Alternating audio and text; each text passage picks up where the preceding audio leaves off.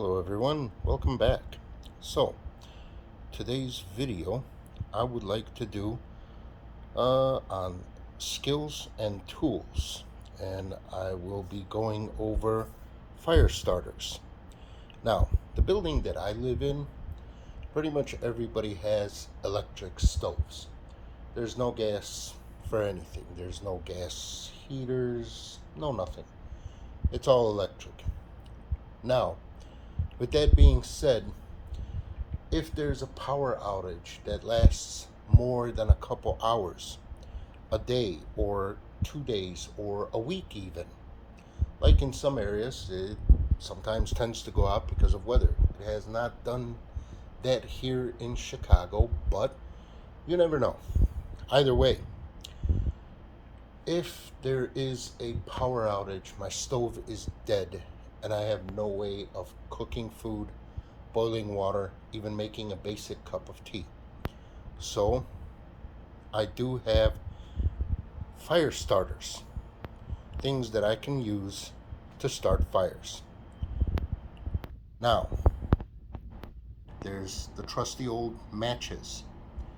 I usually get them at a convenience store or wherever whenever I go to pick up a pack of cigarettes. I'll ask them for if they've got any matches. They usually do hand out a book. Even if you don't smoke, if you're stopping off at a 7-Eleven or a gas station or anything, ask them if they got a book of matches. And if they do, take them. They're usually free. If they're not free, well, I haven't bought any, but because I have quite a few books of matches. But if you need to, go to the dollar store. It's much easier to light a candle with matches than it is with a ferro rod. Now, with that being said, there's matches. Right next to it is a disposable Bic lighter. Right next to it is a butane type lighter. And right next to that is my trusty old ferro rod.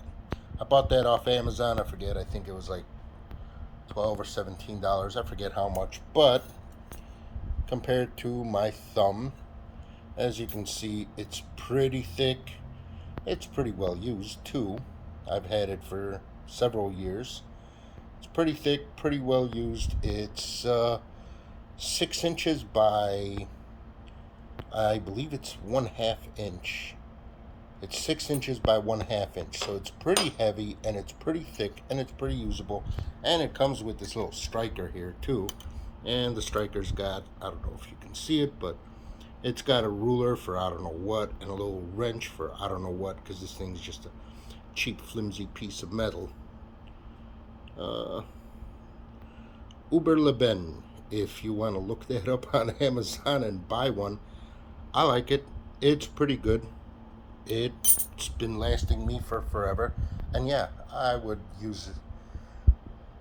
I would take and show how it works, but I'm only using one hand because the other hand's holding my phone camera. Now, with that being said, you should learn how to use matches. A light breeze can blow your match out.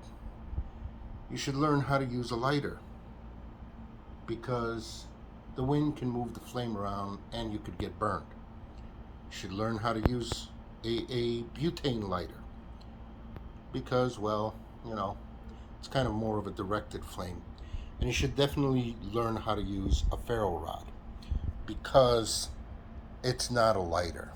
Now, with that being said, there's ups and downs to these.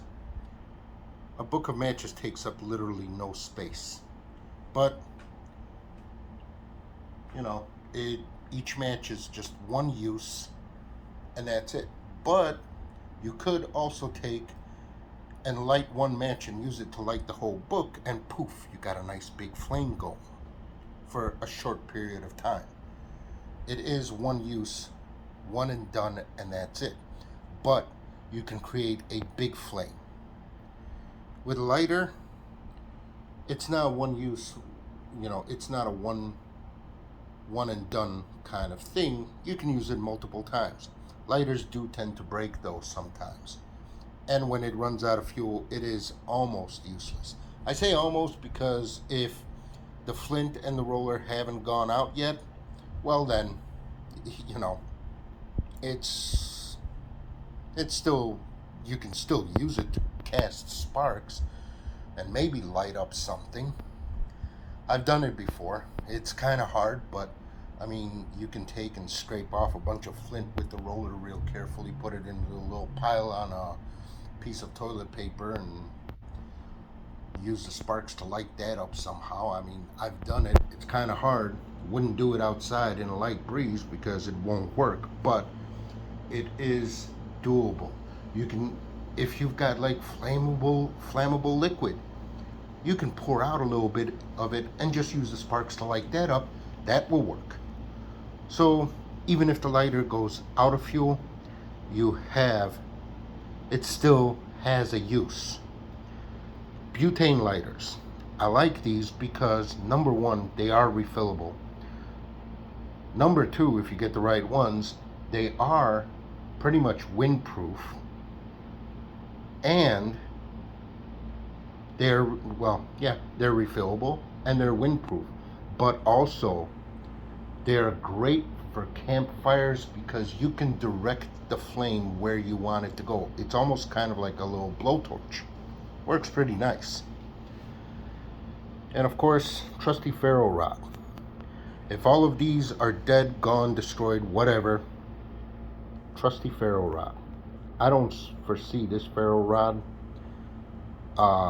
becoming extinct and unusable, wearing out, whatever, in my lifetime.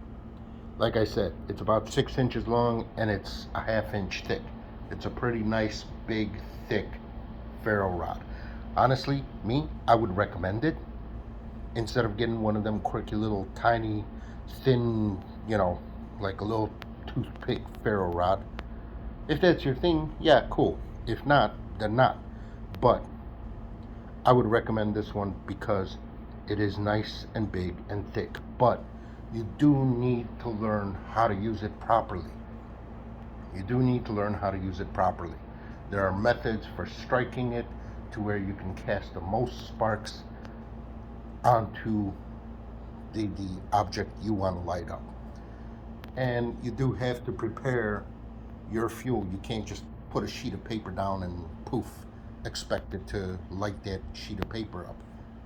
It may not work. You will have to do, you will have to do something. You will have to get some fluff to get together, or you will have to make, feather sticks or something, scrape a bunch of, wood shavings and stuff. You will have to prepare a tinder bundle in order to catch the sparks to set a fire going.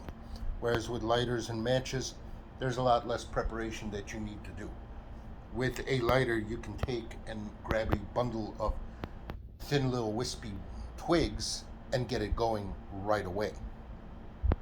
But anyway, I have a bunch of books of matches. I have, like 2 packs of lighters. I bought them at the dollar store. They're like $2.99 or $3.99 for a pack of 5 or something like that.